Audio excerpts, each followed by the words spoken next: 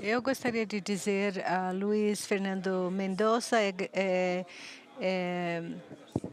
ele tem estudos da economia da mesma universidade, foi professor e investigador do Instituto de Investigações e Saúde, do Instituto de Investigações em Ciências Econômicas da Universidade de Costa Rica.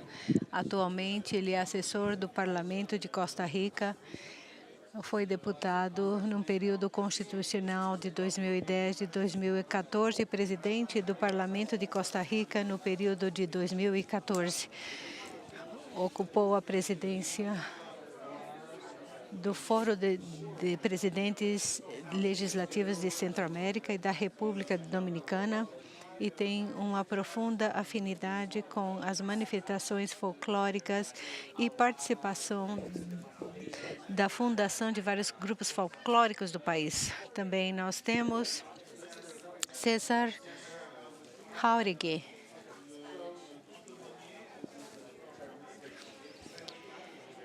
Ele é abogado egresado do Instituto Tecnológico de Monterrey, Campus Chihuahua, onde obtuvo a maestria em Direito Corporativo e Empresarial. Atualmente, ele está fazendo o doutorado em Direito de Investigação na Universidade Autônoma de México. Ele ocupa vários cargos como conselheiro estadual e nacional, presidente da Comissão de Organização Nacional e Organização de Deputados Locais e outros. Serviu 2 vezes como deputado federal e também no ano 2000 foi eleito senador da República e ocupou o cargo de conselheiro da Ubicatura Federal de 2009 ao 2014. Foi advogado postulante em muitas ocasiões e atualmente ele é sócio do despacho Antônio Lozano Gracia de advogados.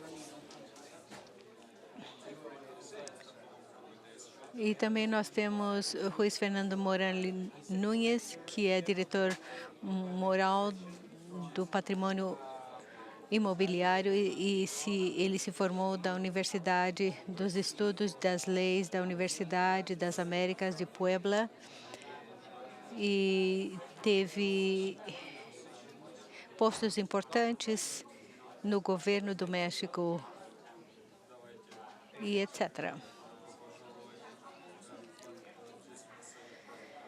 Nós também temos o senhor Fabrício Alvarado. Ele é um cantor famoso de Costa Rica. E eu pedi a bênção de oferecer uma canção para nós. E depois dessa música que ele vai cantar, temos um outro anúncio. E o mais importante de todos é que hoje é o aniversário do senhor César.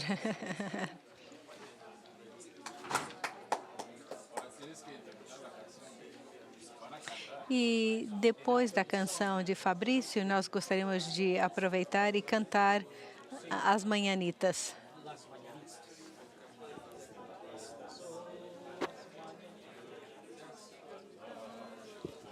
Bom dia. Basicamente, eu não vou usar muito tempo, mas eu gostaria de contar-lhes que essa canção, Mark me pediu que cantasse e eu fiquei pensando o que eu vou cantar. E eu lembrei que Jesus disse que o reino dos céus é de quem são aqueles como crianças. Eu tenho 2 filhas, uma de 5 e uma de 1 aninho e 3 meses. E um dia eu me sentei com minha filha mais velha e começamos a fazer uma música. De pronto me disse: papai, vamos fazer uma canção para Jesus. E eu disse: muito bem, o que você quer dizer a Jesus? Então essa música nasce do que a minha filha me disse que queria dizer a Jesus Cristo. Então vocês vão ouvir essa música. É uma música muito simples, mas é o que sai do coração de uma menina de 5 anos e é o que eu quero compartilhar com vocês. A minha voz não está em melhores condições, então, por favor, me perdoem. O importante dessa música é que exaltamos a Deus e a Jesus Cristo. Okay.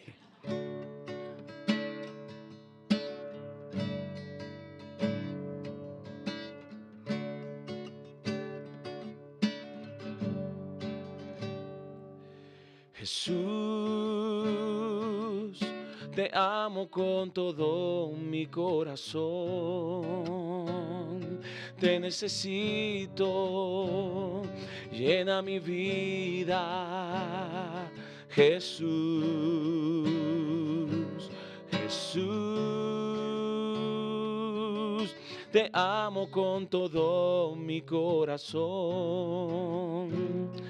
Te necesito, llena mi vida. Jesús, Jesús, sé que siempre vas a estar conmigo. Solo en ti tengo seguridad.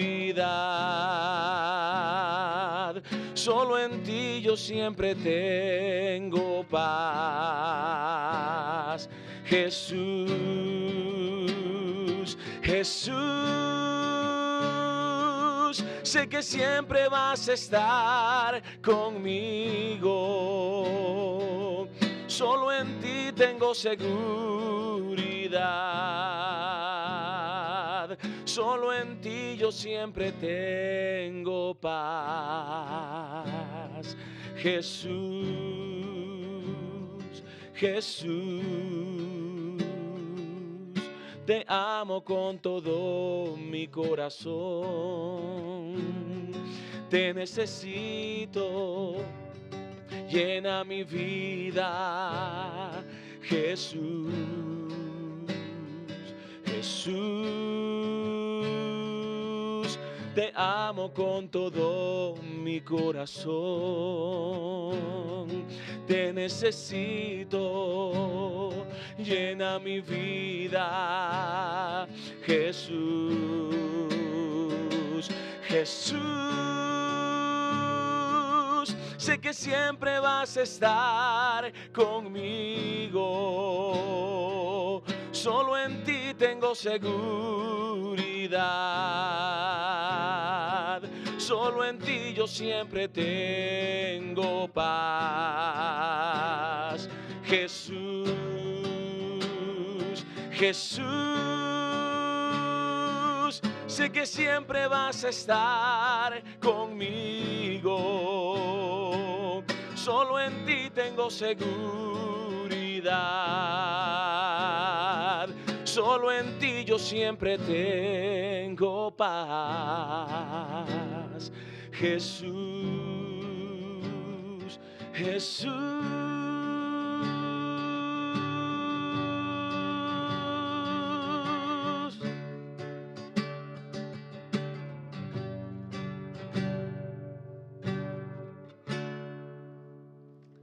Dios les bendiga.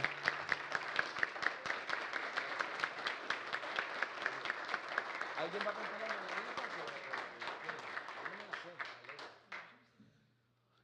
El asunto es que O assunto é que eu não sei las manhanitas, mas eu sei o acompanhamento. Então, nós vamos convidar alguém, pelo menos um mexicano, que se anime e que venha, cante, e eu vou acompanhá-lo.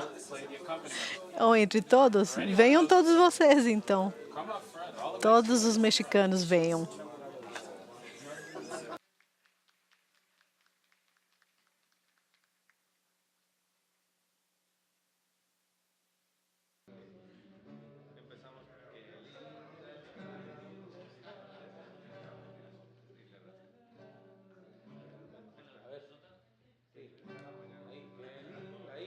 muy alto.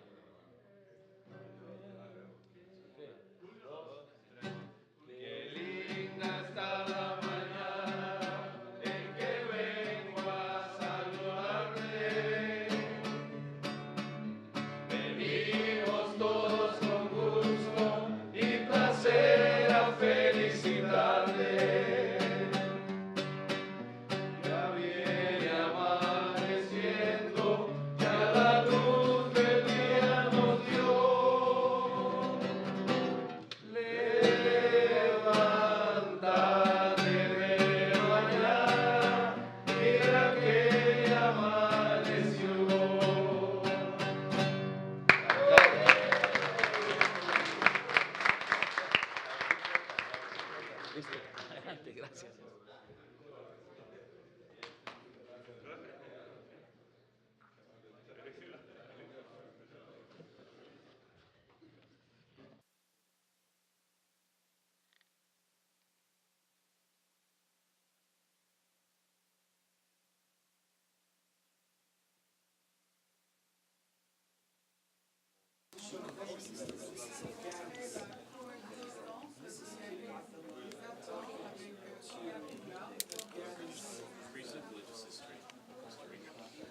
Um bom dia a todos vocês. Um agradecimento muito especial nesta manhã a Mark Booth por la cortesia de ter vindo, foi a Costa Rica e nos convidou a participar desse simpósio, e também para Valéria Gordon e a Igreja de Jesus Cristo dos Santos dos Últimos Dias e a Universidade por ter nos convidado. E o padre não está aqui, mas eu gostaria de fazer uma confissão pública. Eu estava com o padre argentino. É que nós temos vários sacerdotes nessa reunião. Quando eu assumi a presidência do Congresso da Costa Rica, o mais importante é entrevistar as pessoas do meu povo. E a característica principal que me ensinaram sobre mim é que nunca esperaram que eu fosse, nem que fosse o último da junta diretiva na escola, porque a verdade é a tímida. Eu era muito tímido na minha infância e juventude e fazia com que sempre que me pusessem bem nervoso em público. Então, eu quero confessar diante de vocês que eu ainda, nesse momento, continuo me perseguindo esse temor. Mas com as canções que foram, além que eu sou um amante do folclore, me deu muita energia, coragem. Eu gostaria de mencionar duas coisas ou duas ideias.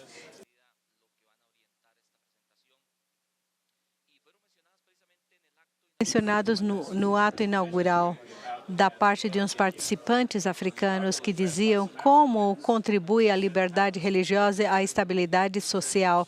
Se lembram que isso que ele reclamou?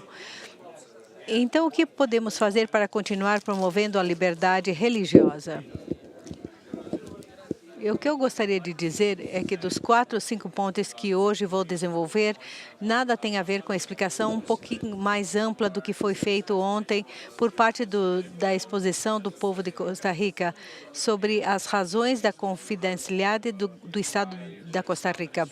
O segundo tema é o papel da Igreja Católica na resolução do conflito na Costa Rica.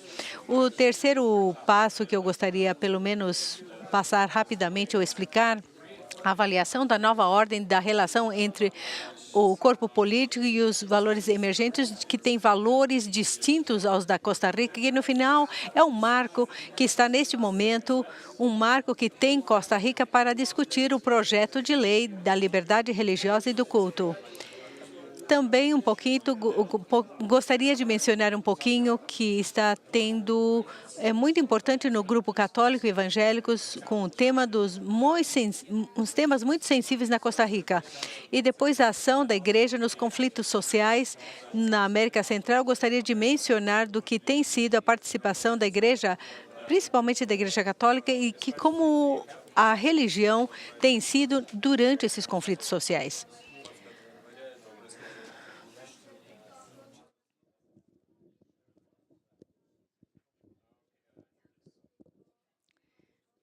Eu gostaria de mencionar no tema do que tem sido muito típico na exposição de todos os discursantes sobre a América do Sul, principalmente aqueles que fizeram no Peru e Paraguai.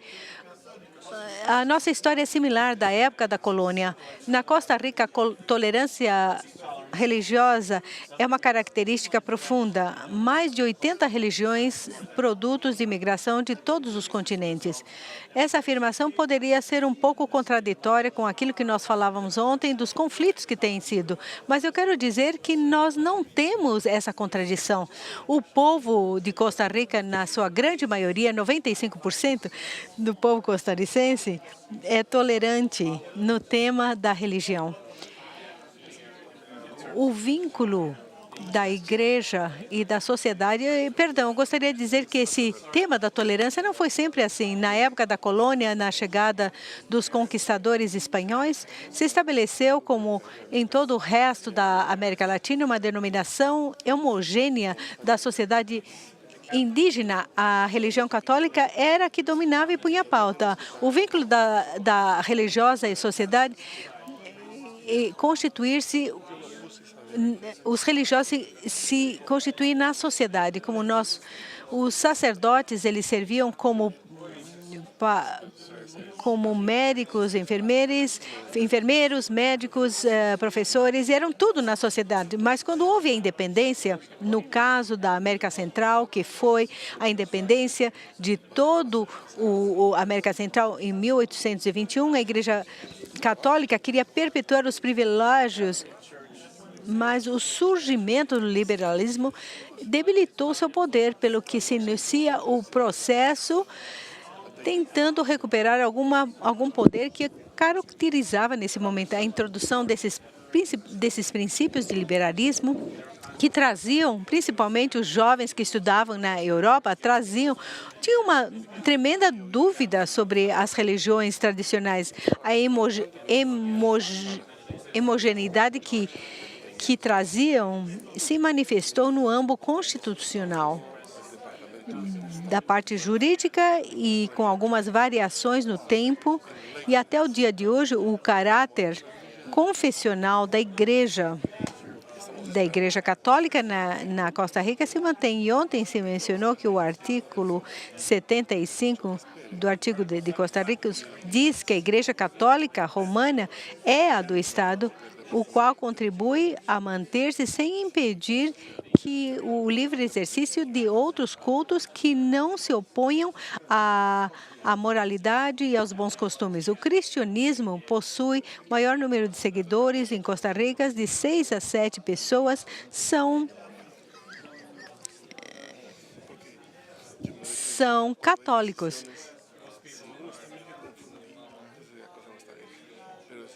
Estamos tendo algum problema tecnológico aqui. Os religiosos no parlamento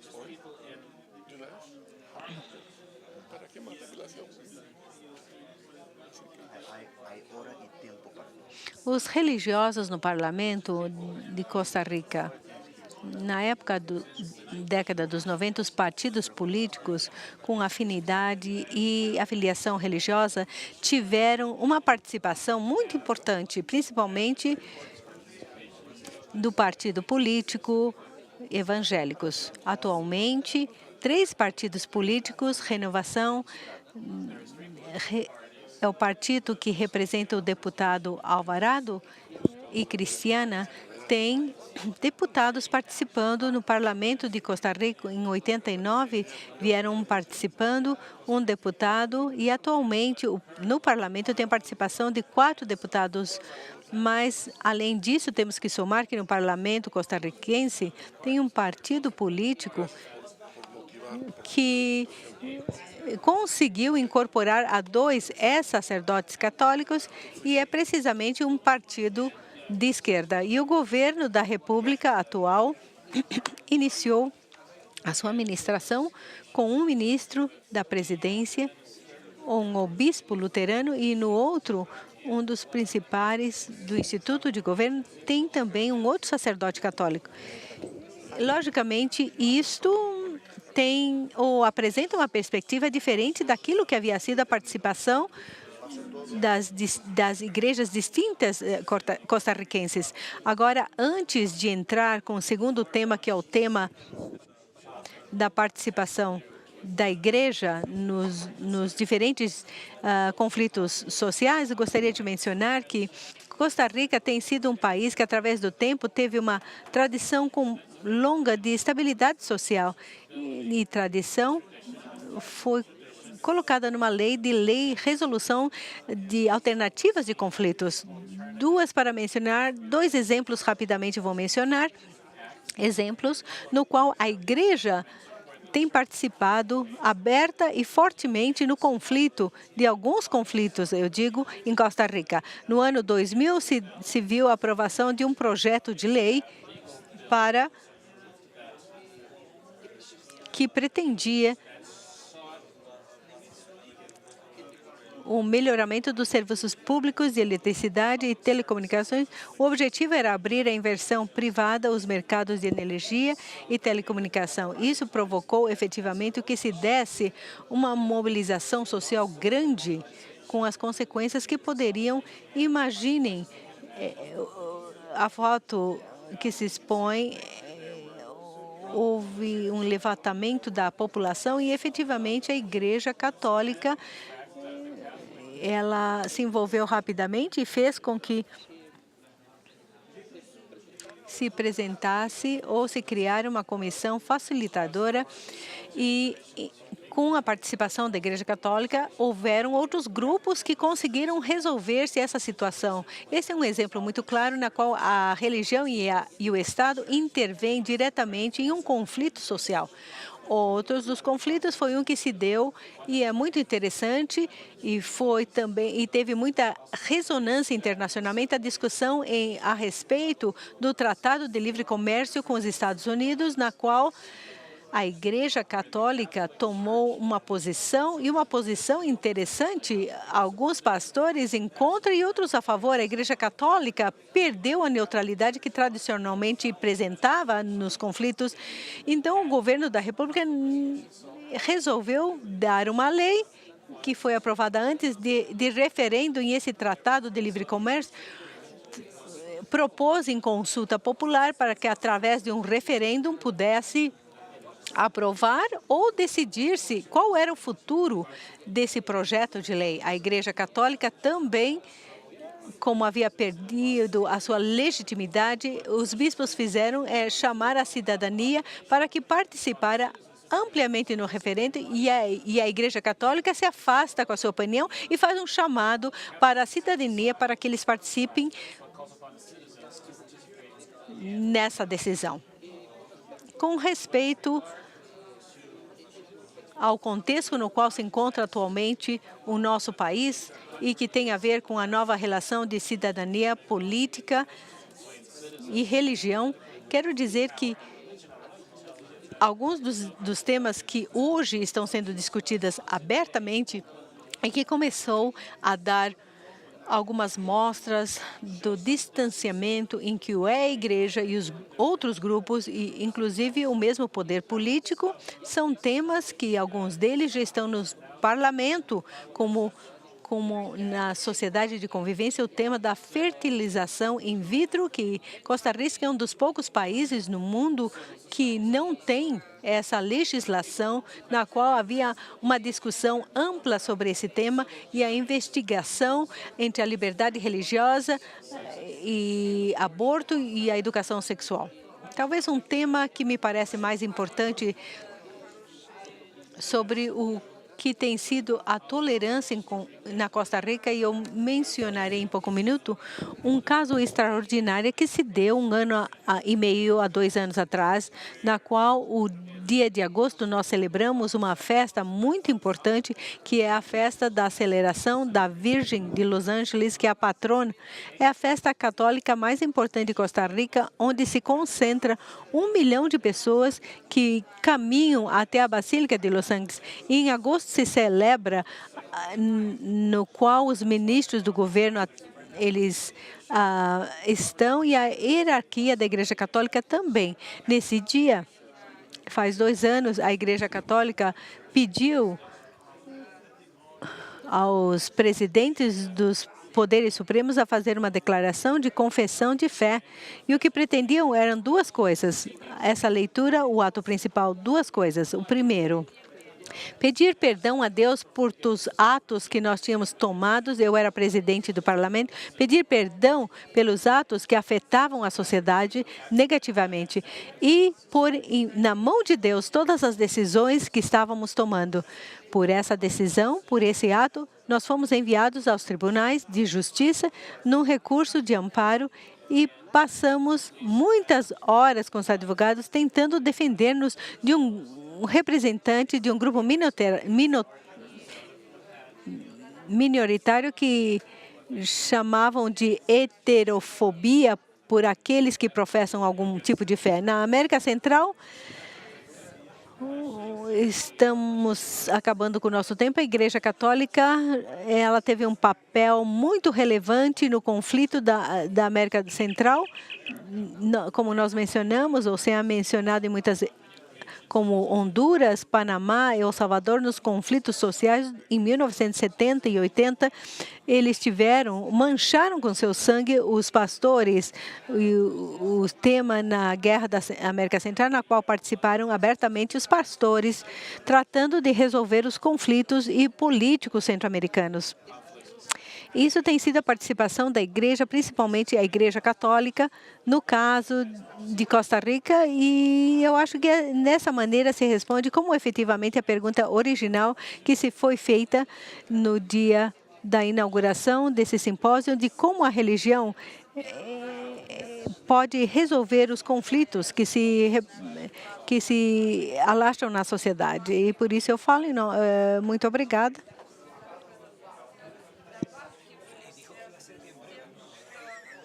Boas tardes, obrigada pela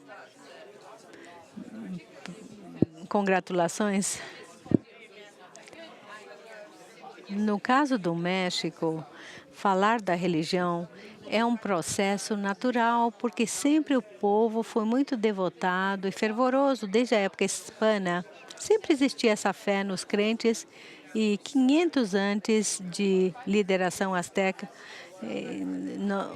era importante ter um Quetzalcóatl, um sacerdote, sempre se deu uma ajuda espiritual que ajudou naquela época. Os 300 anos de colonização espanhola nos trouxe como consequência a substituição dos deuses, ou as deidades que tinham, pela substituição de um só credo, mas muitos santos. O caso em México, por exemplo, onde existia um deus da chuva, se substituiu por San Isidro, o lavrador, que era o santo que se rezava quando nós queríamos que chovesse. Esse tipo de circunstâncias não foram de nenhuma maneira fácil introduzir na população, porque quando um tem uma crença, substituir tem que passar gerações. Por isso, acho que foram 300 anos e a intolerância, como falou, estava à flor da pele. Então, teve um virrei nessa época, um Marquês de Croa, que quando ele deu essa mudança e o povo indígena, principalmente, se inconformava, ele dizia: sepam, os súbitos do monarca que ocupam o trono da Espanha, somente para vocês. Nós pedimos que vocês se fechem a boca e não se intrometam. Isso é pressão do autonomismo e isso ainda acontece em algumas regiões do país, porque o aspecto de reconhecer da liberdade religiosa, no caso do México, teve a sua vigência em 1824 com a primeira Constituição independente, onde se geraram as condições para reconhecer uma religião oficial como a católica. No entanto, pouco tempo foi o que esteve presente no marco normativo a essa exposição, porque a partir dos meios de 19, na época de Benito Juárez, houve a reforma que trouxe como consequência a amortização dos bens do clero e a separação da igreja e do Estado. Se voltou realmente um espectro de diferenciação muito grande, que também na Constituição de 1917 se houve reproduzir essa Constituição depois da Revolução. Para muitos se interpretou como gerar a pacificação do país, obrigava a perseguir todo aquele que professava uma outra religião e então isso surgiu a guerra cristã. Não existia aceitação, tolerância ou respeito, e esse é um tema bastante delicado, Porque aqui se falou muito no painel anterior qual a diferença que pode haver entre tolerância ou respeito. O senhor Condurra, se eu pronuncio corretamente, falava um pouquinho mais do tema da tolerância, porque o que tradicionalmente se manifestou, mas essa é uma expressão que em direito tem muitas conotações, desde logo, todas elas são pejorativas, porque tolerar é aceitar aquilo que você não gosta.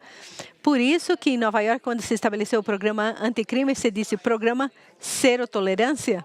E se há algumas considerações que se gostam, por exemplo, da zona de tolerância, é onde estão aí as moças, mas são considerações ou expressões que não têm uma precisão ou uma certidão, que tem a palavra respeito. Respeito que devem se guardar nas igrejas, na liberdade religiosa, deve ter colocado numa exposição constitucional. No caso do México, quando se deu a reforma para passar daquilo que eram as garantias individuais aos direitos humanos, por pessoa, ao reconhecimento expansivo dos direitos, porque não somente aqueles que estavam estabelecidos na Constituição, mas também nos tratados internacionais daquilo que o país fazia parte, pois é claro que nós recolhemos o artigo 18 dos direitos humanos universal. Esse artigo claramente estabelecia todas as possibilidades de ação e todo o campo e a margem de manobra que têm as igrejas, os credos, para professar com amplidão o que é sua convicção e consciência. Essa liberdade de pensamento está plenamente estabelecida. No entanto, no México, muitos se assustam com esse conceito e por isso veio uma reforma em 1910 para estabelecer que o caso do México, quando haviam mudanças em 1910 quanto às trocas religiosas, deveriam dizer a conotação de Estado leigo e federal. Então, as mudanças de 1972, para muitos, que foi romper com a reforma nacional de Benito Suárez em 19, era tabu. Não era um tema fácil de dizer. Os que se chamam as cláusulas pedras, ou que estão estabelecidas na Constituição e que são muito difíceis de ser trocados. Entretanto, aí estava em 1892, se deu a mudança fundamental para reconhecer as liberdades das associações religiosas, do culto público, das peregrinações, dos casamentos nos templos, e considerações essas que falavam do direito que têm os crentes de ter uma profissão de fé, não necessariamente fechados num quarto, mas poderia ser essa profissão, como também Luiz Fernando mencionava, que deveria ser motivo de censura no seu país, mas reconhecidos ali. Nós temos que reconhecer que nem todos no regime estavam de acordo. Em 1992, essa reclamação era de tamanho menor, mas como Salinas aceitou, mas o debate não foi fácil. Foi um debate muito difícil, porque existiam 13 deputados de um partido de esquerda, do Popular Socialista, que já desapareceu, mas que se oponia radicalmente a ter relações com o Estado Vaticano. Eles diziam que não tinha nada a ver com a jurídica, porque não existia. Por que nós temos que falar de espiritualidade se aqui estão coisas terreais? Existiam 13 deputados do PPS e existiam 250 do partido oficial, e nenhum deles se inscreveu para falar a favor do 13 contra e nenhum a favor. Somente um deputado se atreveu e disse, com seu discurso, pôde acalmar as águas para que se aprovasse o ditame. Quero lembrar que nessa época ele disse que existiam muitos no parlamento, muitos clérigos, muitos padres, muitas freiras. E quando veio o debate, todo o argumento era contra, até que Fernando digo, que curioso, que vocês vêm falando da jurídica. Os senhores que cabem num elevador, e eu, falta de argumentos como terrenos, eu quero dizer a minha fé, não como aqueles que estão aqui escutando o debate, enfocados em sua missão e o seu destino, mas as palavras do poeta. E ele disse naquela época, a Deus eu vou e a Deus eu não vou subindo.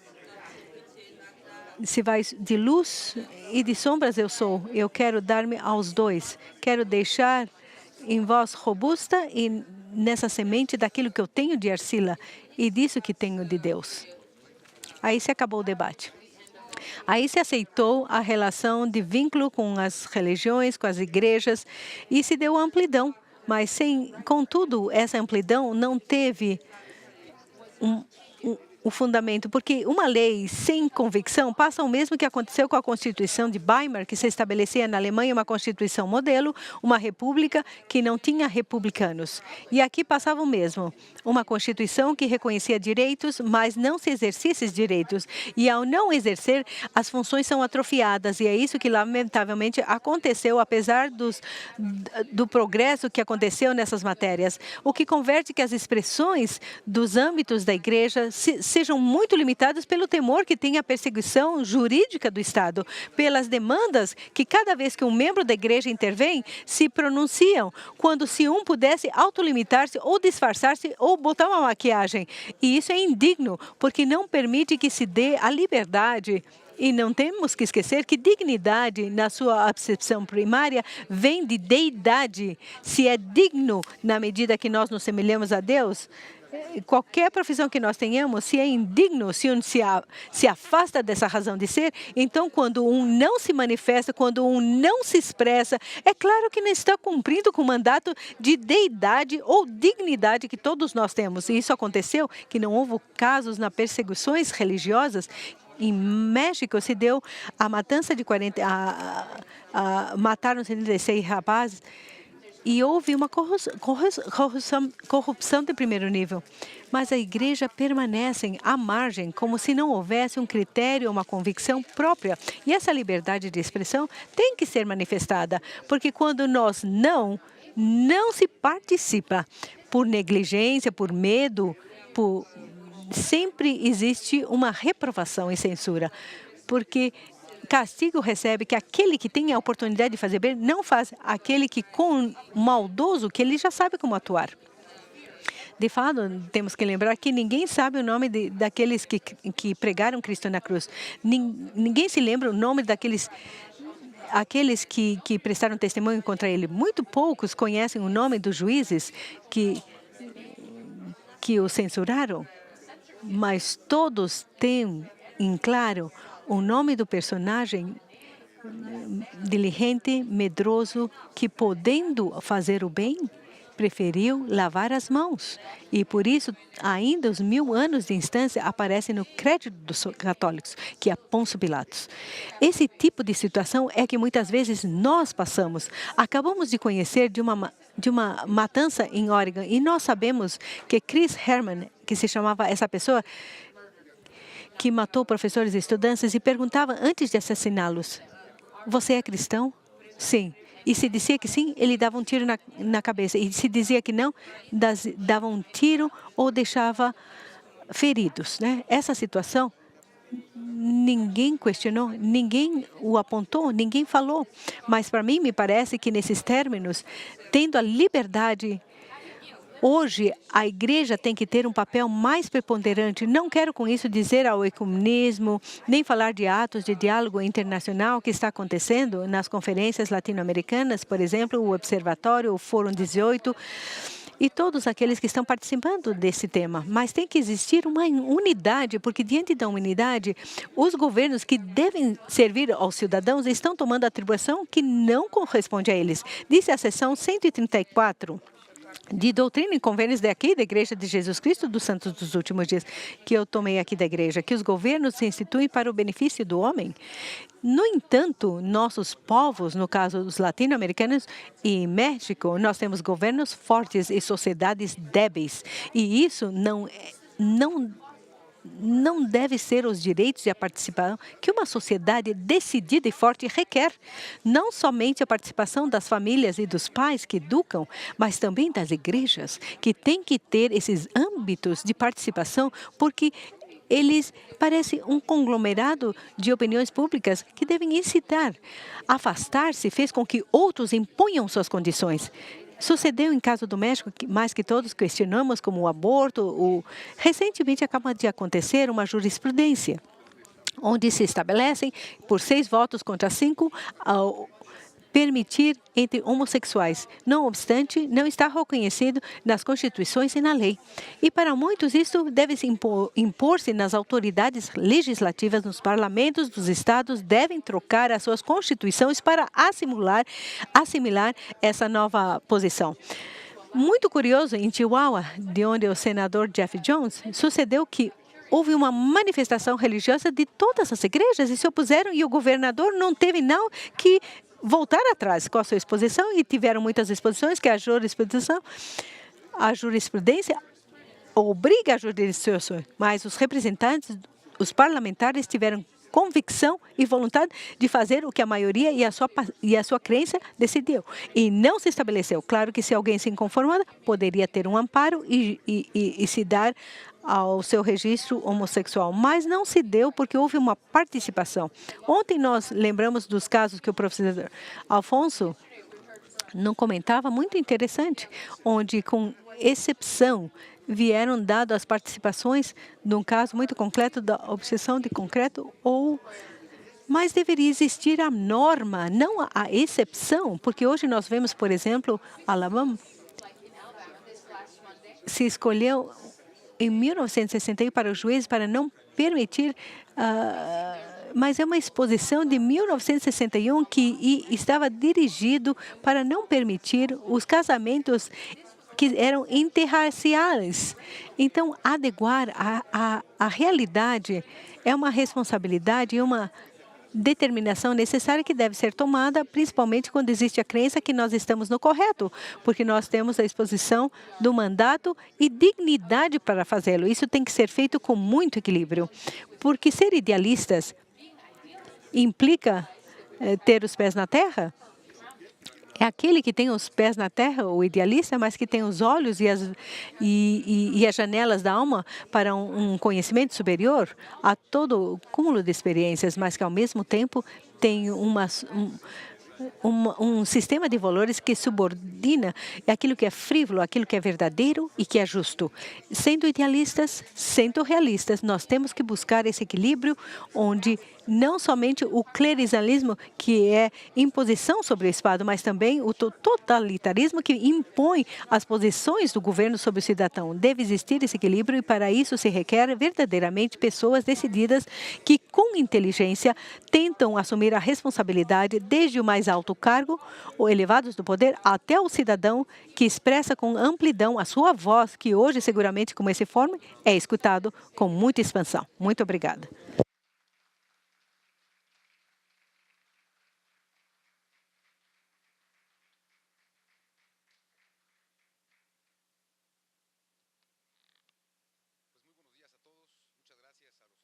Buenos dias a todos. Muito obrigada a todos por essa participação nesse grande evento e agradecemos à Universidade do Direito por abrir as portas para nós. Antes que mais nada, recebam lembranças da senhora Soraya, que estou representando na parte do governo federal, a intervenção que compartilharei com vocês. Eu quero marcar em torno das perspectivas governamentais em matéria de liberdade religiosa e, particularmente, em como o uso dos ativos do Estado, em específico dos imóveis, constitui uma clara mostra da vontade do governo da República, não somente por reconhecer o importante parte das associações religiosas no contexto social, como na estabilidade do próprio sistema, mas também de oferecer certeza jurídica na utilização e aproveitamento da superfície federal. O marco jurídico mexicano em matéria de situações religiosas é muito singular. Existe um princípio constitucional de separação entre o Estado e as igrejas. O certo também é que, como falaram os meus colegas, os mexicanos, o texto constitucional reconhece a personalidade jurídica própria e o direito de exercer uma vida interna livre de intromissões governamentais. É certo também que temos que revisar sobre o exercício de direito político e eleitoral dos ministros de culto. Talvez esse seja um tema que, chegado o próprio momento, nós teremos que falar mais. Agora podemos dizer que existe uma vontade do Estado mexicano de reconhecer essa diversidade de religiões e cultos e que essa pluralidade da sociedade, sobretudo das contemporâneas, inspira um regime democrático como sistema político decidimos adotar. Quero dizer que o tramado institucional do México, depois de muitos anos de luta, trata de refletir essa necessidade e exige a liberdade. Existe o que hoje a política pública corresponda e tenhamos que cumprir o que temos na letra.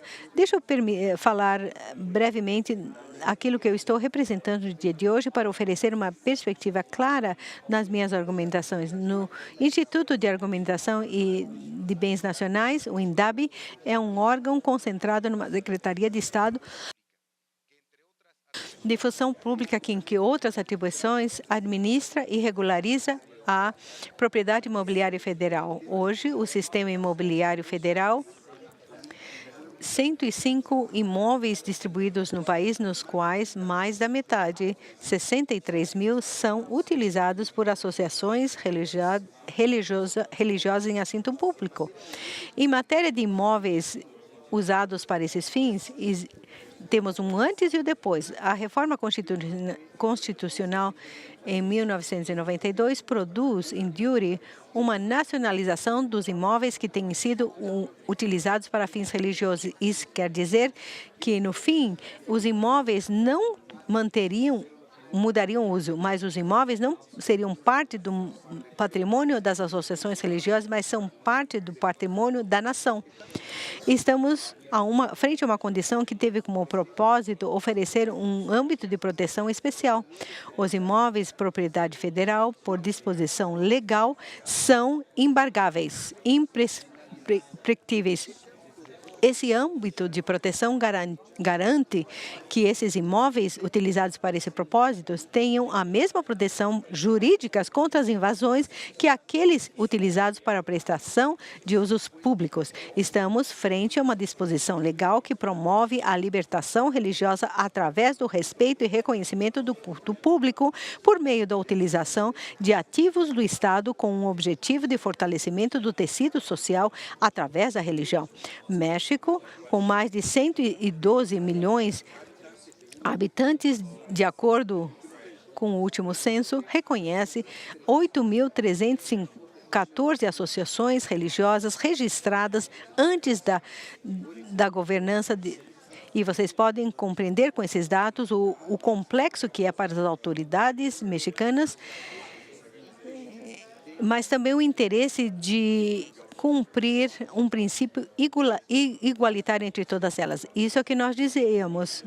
Reconhecimento da pluralidade, no caso religioso, e a ocupação como tanto público e político, que tomou muito em sério. Desta forma, e ao procedimento de muitas trocas e derivados da constitucional, é importante desenvolver que tenha um regime especial para atender à necessidade imobiliária das associações religiosas. Nesse contexto é que surge precisamente o INDAB, um organismo que tem como antecedente, inclusive, uma Secretaria de Estado, a Secretaria de Patrimônio Nacional, que tem esse matiz especial de colocar na jurisdição. A reforma de 92 é uma declaratória de caráter geral. A materialização dessa declaratória exige um procedimento jurídico específico, quer dizer que deve acreditar-se que determinada superfície foi aberta ao culto público antes da data, e essa é o que nós fazemos de maneira compartilhada com as associações religiosas. Como parte dos benefícios de obter uma declaratória de nacionalização está a isenção do imposto à propriedade raiz, que é coletado pelas autoridades locais e que gira a extensão da própria superfície, mas também em defesa da propriedade contra particulares ou principalmente contra outras ordens de governo. Quer dizer, se a superfície que corresponde ao que usa a associação religiosa se vê ameaçada de qualquer forma, é esse governo federal, através do procedimento administrativo, que inclui o uso da força pública, ou através de processos judiciais que defende essa propriedade. Em síntese, da nacionalização são três: administrativa, judicial ou através de um reconhecimento federal. Temos uma tarefa muito importante na formalização da nacionalização dos imóveis abertos ao culto público. É um assunto que diz respeito tanto à autoridade quanto à associação religiosa. Fóruns como esse, que promovem a própria liberdade, também são espaços úteis para fortalecer os laços entre o governo e a sociedade. Para finalizar, gostaria de compartilhar que diversas pesquisas feitas sobre respeito não somente à católica, mas também à igreja como instituição, possui uma porcentagem alta de confiança dos cidadãos, 60% ou 70%. É uma constante que se repete praticamente na América Latina, onde, por exemplo, nos países políticos levam a pior parte. Mas essa confiança deve servir para contribuir não somente à estabilidade social que nós falamos nesses fóruns, porque desde a perspectiva do exercício do poder público também possa dizer de governabilidade, mas também a confiança deve servir para acompanhar ao governo naquilo que nós concebemos como governança democrática, que não é outra coisa senão a possibilidade de que a sociedade organizada, como é uma associação religiosa, participe no desenho da política pública e, nesse caso, a imobiliária, mas não somente essa, e, além disso, a supervisione e ajude a autoridade a encontrar caminhos para melhorar. Estamos nesse caminho e nesse local como esse encontram as áreas de melhora no próprio governo e da liberdade religiosa e da estabilidade social e da paz. E espero que na próxima vez possamos compartilhar como nós pudemos construir isso que nós estamos conversando. Muito obrigada. Meu amor.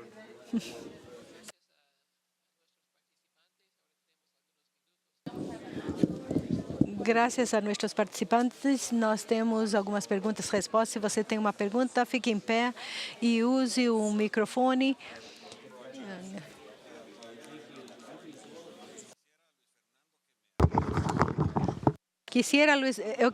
Luiz Fernando, queria que você clarificasse. Eu tenho um pouquinho confuso sobre o livre comércio em Costa Rica. Eu estava falando brevemente com tua companheira conterrânea, Mônica, sobre o tema, e eu me lembro que houve tiveram vários problemas em uma situação onde havia um artigo que não podia ser modificado porque era constitucional, mas se modificou por causa do referêndum que vocês fizeram referência. Qual foi o papel da Igreja Católica e das demais igrejas nesse problema? Você falou brevemente que havia um papel da Igreja Católica, mas não me ficou claro se havia sido a favor ou contra ou todo o contrário. Realmente, efetivamente, nessa discussão que nós tivemos, a Igreja Católica, a princípio, ela se dividiu em 1000 pedaços. Certos pastores eram a favor, outros contra, devido ao Tratado do Comércio Livre. Havia comunicados de bispos e sacerdotes e padres, onde haviam diferentes manifestações. A Conferência Episcopal, ao ver essa situação e ao ver que a Igreja Católica tinha perdido a sua legitimidade, o que eles fizeram foi tomar a decisão de separar-se no que diz respeito à opinião com respeito ao Tratado do Livre Comércio. E houve um comunicado onde esta comunicação ia, em lugar dela, chamar a todos os fiéis para que participassem precisamente num referendo, numa votação.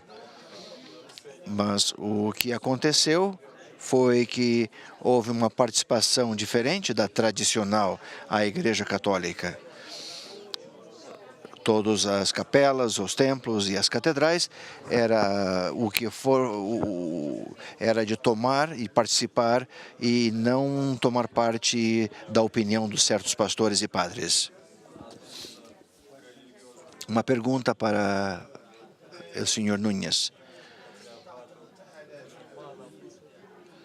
Eu fico um pouco surpreendido que a descrição que você fez me pareceu um pouco a descrição de algo positivo, quando, na realidade, me parece que o que você estava descrevendo era que os bens de cultos, os imóveis, as propriedades faziam parte do Estado. Isso significa uma proteção. Agora, eu entendo que em qualquer estado, qualquer propriedade, a minha casa, por exemplo, o Estado tem que protegê-la de qualquer invasão de terceiros ou de qualquer organismo do Estado. Então, esta proteção, eu não entendo porque foi pertencente ao Estado. Talvez para entender melhor, se pudesse me esclarecer que o avanço que o produto final religioso, porque antes faziam parte do Estado e corriam o risco de que fosse dado a outro destino. E completo a pergunta, se não é melhor avançar e que os lugares de cultos que já existem sejam de propriedade das propriedades das suas religiões, perspectivamente, e não do Estado. Você tem razão. Eu comentava que uma reforma constitucional em 92, essa reforma constitucional deu personalidade jurídica às igrejas. Hoje tem faculdades para poder adquirir qualquer tipo de bens, inclusive os bens imóveis, e tem o caráter de propriedade privada. Aqueles imóveis abertos ao culto público antes dessa data, por disposição constitucional, resultaram propriedade da nação. Ou então se determinou improcedente entregar para o patrimônio das igrejas, que também tem uma razão com relação a mantê-las. Mas essa proteção que se deu, efetivamente, hoje, nós estamos impelidos a mudar o uso, por exemplo. Estamos garantindo que os imóveis, e isso foi uma reforma que passou mais de 13, 14 anos, estamos garantizando que o uso seja feito especificamente para temas de culto público e estamos garantindo a integridade do bem. Não acontece, claro, no caso da propriedade privada. A propriedade privada, não necessariamente o governo federal tem uma participação. Existe um tema, em todo caso, do caráter judicial que passa por outro lado, mas nesse caso em particular, que nós somos aqueles que tutelamos essa propriedade.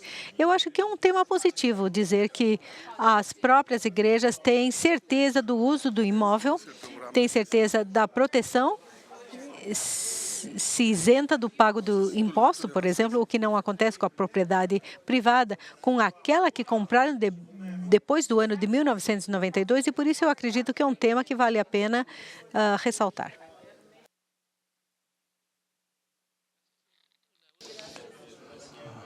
Uma última pergunta. Muito obrigado aos participantes, aos que cantaram.